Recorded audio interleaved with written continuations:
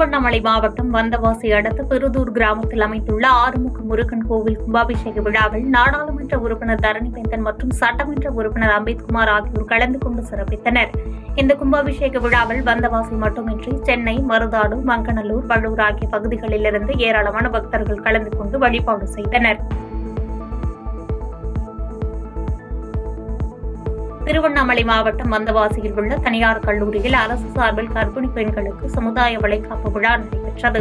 மாவட்ட திட்ட அலுவலர் மீனாம்பிகை தலைமையில் நடைபெற்ற விழாவில் சிறப்பு விருந்தினர்களாக ஆரணி நாடாளுமன்ற உறுப்பினர் தரணிவேந்தன், சட்டமன்ற உறுப்பினர் அம்பேத்குமார் ஆகியோர் பங்கேற்று கர்ப்பிணி பெண்களுக்கு சீர்வரிசைகள் மற்றும் உணவுகள் வழங்கி சிறப்புரையாற்றினர்.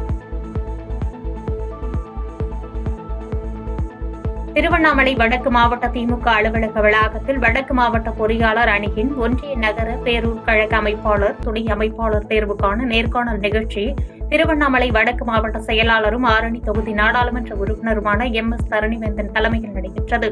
வந்தவாசி சட்டமன்ற உறுப்பினர் அம்பேத்குமார், மாவட்ட துணை செயலாளர் பாண்டுரங்கன் ஆகியோர் முன்னிலை வகித்தனர்.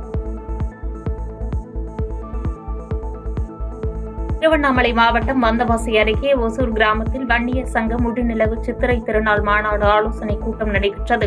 கிழக்கு மாவட்ட செயலாளர் கணேஷ்குமார் தலைமையில் நடைபெற்ற இந்த கூட்டத்தில் மாமல்லபுரத்தில் மே 11ஆம் தேதியன்று நடைபெறவுள்ள வன்னியர் சங்க முழுநிலவு சித்திரை திருநாள் மாநாட்டையொட்டி சித்திரை திருநாள் குறித்து திண்ணை பரப்புரை செய்வது, சுவர் விளம்பரம் எழுதுவது உள்ளிட்ட தீர்மானங்கள் நிறைவேற்றப்பட்டது.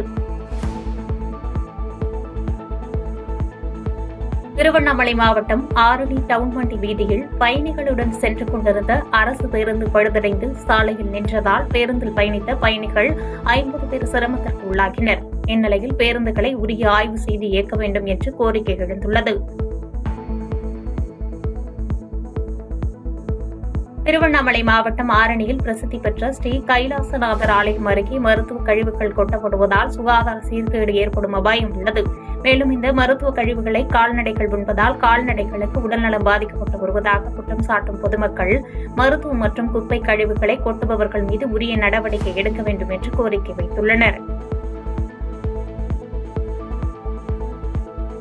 செங்கல்பட்டு மாவட்டம் கொக்கிலமேடு கிராமத்தில் 20 ஆண்டுகளுக்கு பிறகு மீண்டும் பேருந்து சேவை தொடங்கப்பட்டது கிராம மக்களிடையே மகிழ்ச்சியை ஏற்படுத்தியுள்ளது. நிகழ்ச்சியில் திருப்போரூர் சட்டமன்ற உறுப்பினர் பாலாஜி கலந்து கொண்டு பேருந்தை ஓட்டி புதிய பேருந்து சேவையை தொடங்கி வைத்தார். கடலூர் மாவட்டம் வேப்பூர் அருகே சாலையை கடக்க முயன்ற முதியவர் ஆட்டோ மோதிய விபத்தில் தூக்கி வீசப்பட்டு படுகாயமடைந்து மருத்துவமனைக்கு செல்லும் வழியிலேயே உயிரிழந்த சம்பவம் சோகத்தை ஏற்படுத்தியுள்ளது. விபத்தை ஏற்படுத்திவிட்டு நிற்காமல் சென்ற ஆட்டோ ஓட்டுநரை பொதுமக்கள் மற்றும் வாகன ஓட்டிகள் மடக்கி பிடித்து தர்மோடி கொடுத்து காவல்துறையிடம் ஒப்படைத்த நிலையில் விபத்து குறித்து வேப்பூர் போலீசார் விசாரணை மேற்கொண்டு வருகின்றனர். கன்னியாகுமரி மாவட்டம் நாகர்கோவிலில் பள்ளி மாணவியிடம் ஆபாச செய்கை செய்ததாக முன்னாள் ராணுவ வீரர் போக்சோ சட்டத்தின் கீழ் கைது செய்யப்பட்டுள்ளார்.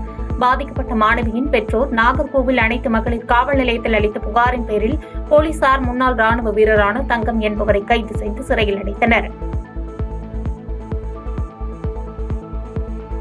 பெரம்பலூர் அருகே மருதையாற்றில் நகராட்சியின் கழிவுநீர் கலப்பதை தடுக்க வலியுறுத்தி நாம் தமிழர் கட்சியினர் மாவட்ட ஆட்சியரிடம் மனு அளித்தனர். கடந்த 12 வருடமாக இதே நிலை நீடிப்பதால் பல்வேறு இன்னல்களுக்கு ஆளாகி வருவதாக வேதனை தெரிவிக்கும் நெடுவாசல் கிராம மக்கள் மருதையாற்றில் கழிவுநீர் கலப்பதை மாவட்ட நிர்வாகம் தலையிட்டு தடுக்க வேண்டும் என்ற கோரிக்கையை வலியுறுத்தி மருதையாற்றில் கலக்கும் கழிவுநீரை பாட்டில் நிரப்பி அதனை கழுத்தில் அணிந்தவாறு நாம் தமிழர் கட்சியினர் பெரம்பலூர் மாவட்ட ஆட்சியரை சந்தித்து மனு அளித்தனர். நாம் தமிழர் கட்சியிலிருந்து மனு கொடுக்கறதுக்காக பெரம்பலூர் மாவட்ட ஆட்சியரை சந்திக்கிறதுக்காக வந்திருக்கோம்.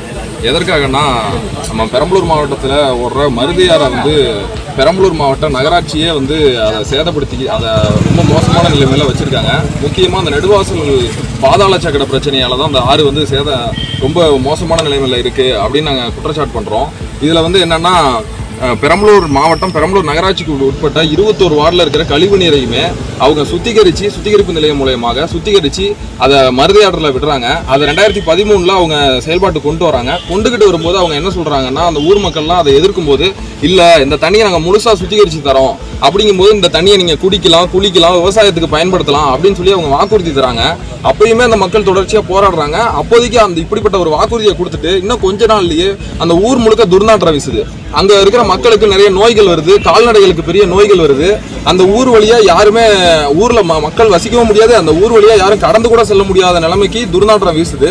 அப்ப அந்த மக்கள் இந்த 12 வருஷம் ஆச்சு, 2013 இருந்து 2025 வரைக்கும் 12 வருஷமா எல்லா வகையிலயும் அந்த மக்கள் போராடிட்டாங்க, மனு கொடுத்துட்டாங்க, போராடிட்டாங்க. ஆனா அவங்களுக்கு எந்த ஒரு தீர்வும் எட்டப்படல.